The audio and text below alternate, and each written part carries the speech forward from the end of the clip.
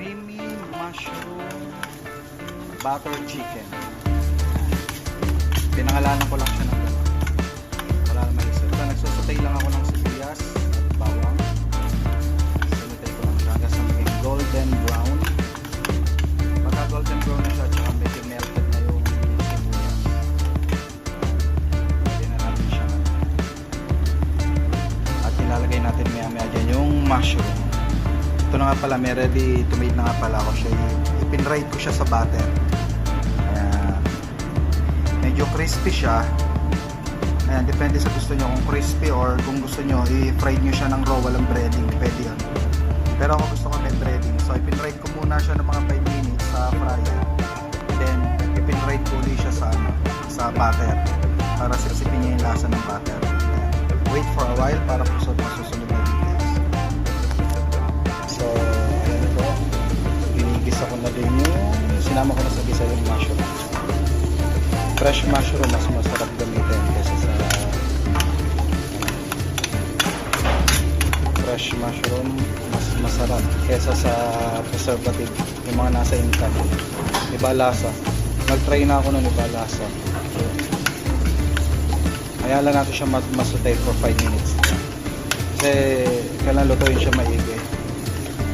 Dahil fresh nga siya, kailangan lutuin siya maigi.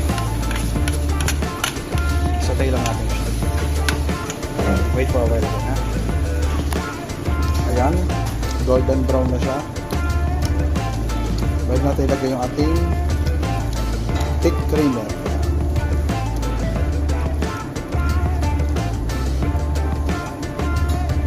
Sarap na yan.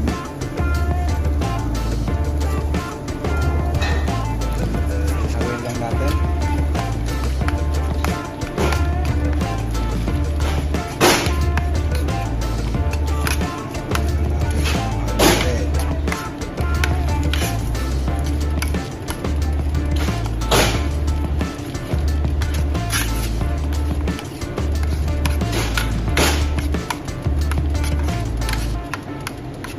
Napakakrema niya. Masarap dyan yung cream niya.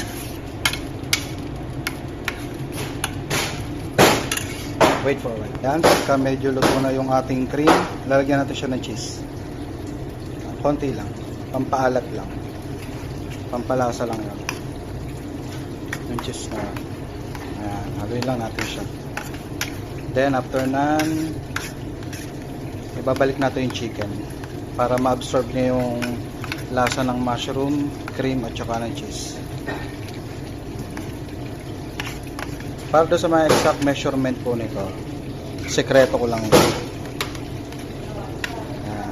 Nag-aabang na yung mga kakain. Ito yung isa sa mga kakain. Ayun, nagtatago. Ayan. Then ibabalik lang natin yung chicken. Ayun.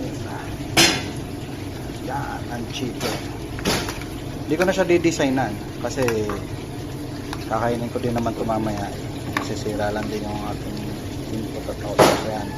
Medyo hayalan natin siyang ma-dip sa pinakang sauce niya.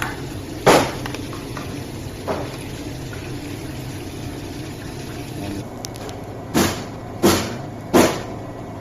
At ito naman ang aking spicy ginger. Yummy. Ito na yung finished product. Masyado siyang makrema. Diba?